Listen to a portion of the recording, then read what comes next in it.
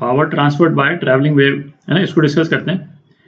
जब वेव्स अपन डिस्कस कर रहे थे तो वहां पे अपन ने ये डिस्कस किया था कि कोई भी वेव जो है वो किसी रिमोट लोकेशन पे एनर्जी डिलीवर कर सकती है ना, पॉइंट 1 से शुरू होकर के और पॉइंट 2 रिमोट लोकेशन है, वहां पे एनर्जी डिलीवर कर सकती है।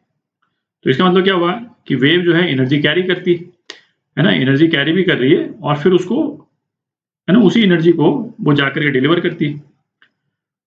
तो अब न्यूमेरिकल टर्म्स में देखते हैं, एक स्ट्रिंग का केस लेंगे, है ना। तो ये अपन ने एक स्ट्रिंग ले ली, उसका एक सिंगल वेवलेंथ का वेव फॉर्म मैंने बना दिया, ठीक है। और ये इस स्ट्रिंग में वेव जो है वो v वेलोसिटी से इस डायरेक्शन में जा रही, और इस वेव की जनरल इक्वेशन लिख लेते हैं, y is equal to a sine kx minus omega t, ठीक।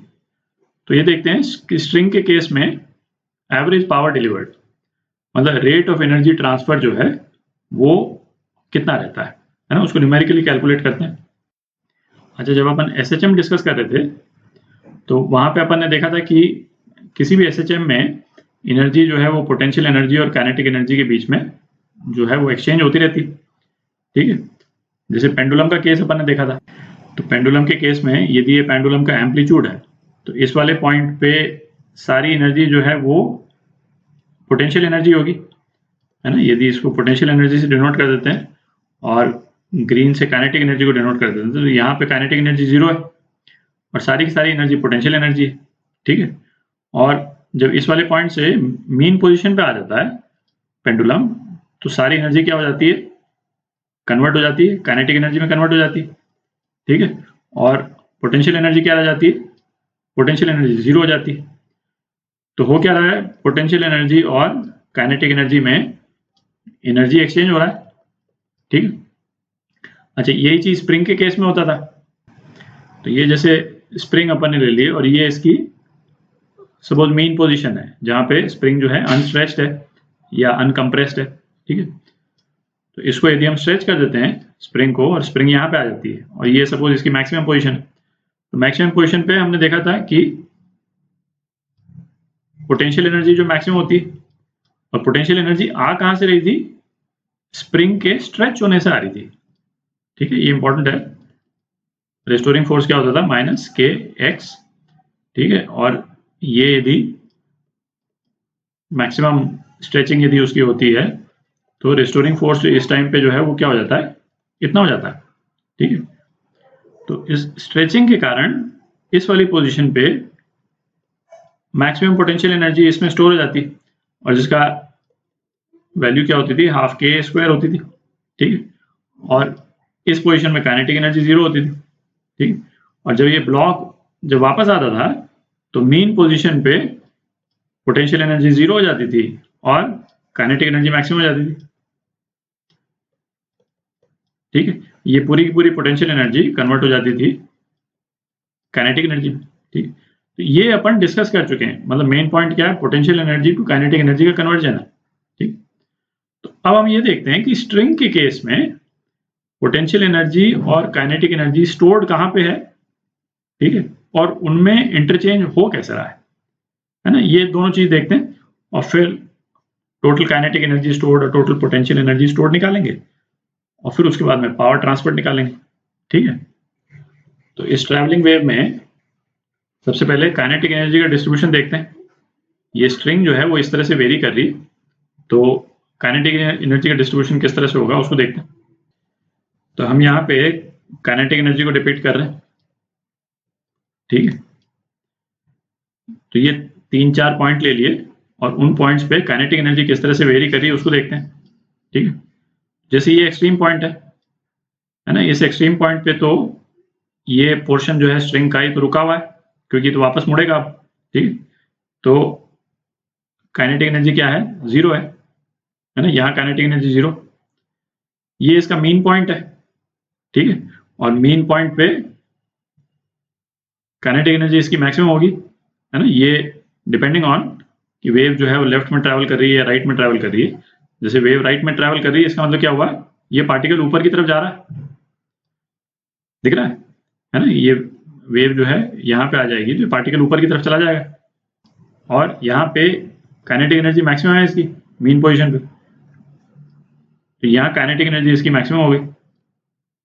ठीक है, इस वाली पोजीशन पे अगेन काइनेटिक एनर्जी मिनिमम, और इस वाले पोजीशन पे अगेन काइनेटिक एनर्जी मैक्सिमम। ठीक है, पार्टिकल नीचे की तरफ जा रहा है।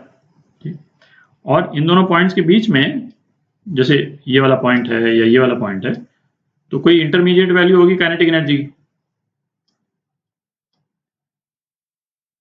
कुछ इस टाइप से अपन डिपेंड कर सकते हैं इसको। ठीक है, इन पॉइंट्स पे जो मैंने बना दी। अच्छा, अब पोटेंशियल एनर्जी देखते हैं। तो अब इस वाले केस में पोटेंशियल एनर्जी को डिपेंड करते हैं। ठीक है, अच्छा इसको थोड़ा ध्यान से देखें, क्योंकि इसका जो ट्रीटमेंट है वो स्प्रिंग के केस में या पेंडुलम के केस में जो सिचुएशन थी है ना, उससे डिफरेंट है। इन द सेंस कि वहां पे क्या होता था कि जहां पे काइनेटिक एनर्जी मिनिमम है वहां पोटेंशियल एनर्जी मैक्सिमम होती थी, है ना। तो इस वाले पॉइंट पे जैसे जैसे स्प्रिंग हुआ या पेंडुलम हुआ, एक्सट्रीम पॉइंट पे पोटेंशियल एनर्जी मैक्सिमम होती थी, है ना। ये इस केस में ये ट्रू नहीं है। ठीक है, इस केस में ये ट्रू नहीं है। उसका रीजन क्या है? किसी भी स्ट्रिंग में पोटेंशियल एनर्जी होने का रीजन क्या होगा? जैसे स्प्रिंग का केस अपन ने देखा था, तो स्प्रिंग में पोटेंशियल एनर्जी जनरेट कहां से होती है?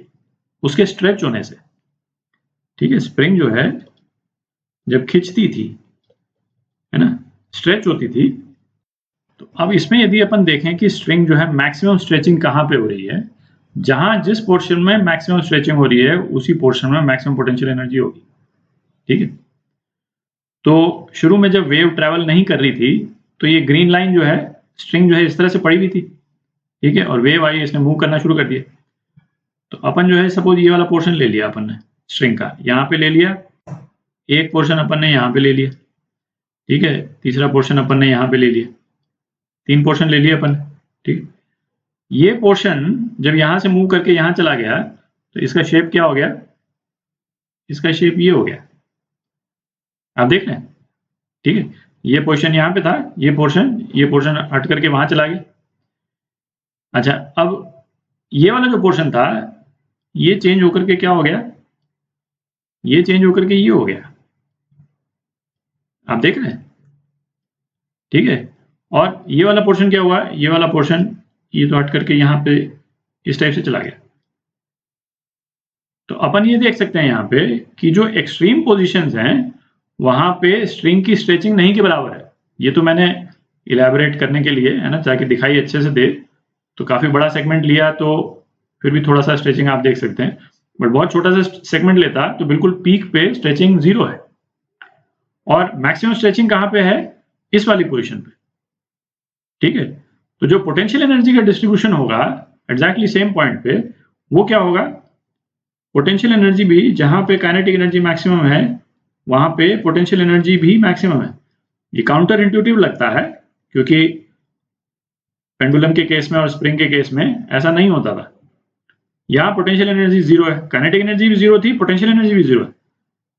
यहाँ पे भी पोटेंशियल एनर्जी 0 है और काइनेटिक एनर्जी भी 0 है। और यहाँ अगेन स्ट्रेचिंग मैक्सिमम है। और शॉर्ट पॉइंट क्या है कि पोटेंशियल एनर्जी जो आ रही है वो स्ट्रेचिंग के कारण आ रही है, जैसे स्प्रिंग के केस में आती थी। भाई स्ट्रेच होती थी स्प्रिंग, इसीलिए तो वो उसको रेस्टोरिंग फोर्स देता था ना। ठीक है, तो पोटेंशियल एनर्जी का डिस्ट्रीब्यूशन भी इस टाइप से आएगा, और बीच वाले पॉइंट्स में ऑब्वियसली, है ना, मतलब इन दोनों के बीच की कोई वैल्यू होगी, यहाँ पे इस टाइप से हो जाएगी, यहाँ पे इस टाइप से। ठीक है, अब अपने डिस्कस कर लिया कि किसी भी स्ट्रिंग में यदि वेव ट्रैवल करती है तो उसमें काइनेटिक एनर्जी और पोटेंशियल एनर्जी का डिस्ट्रीब्यूशन कैसे होता है।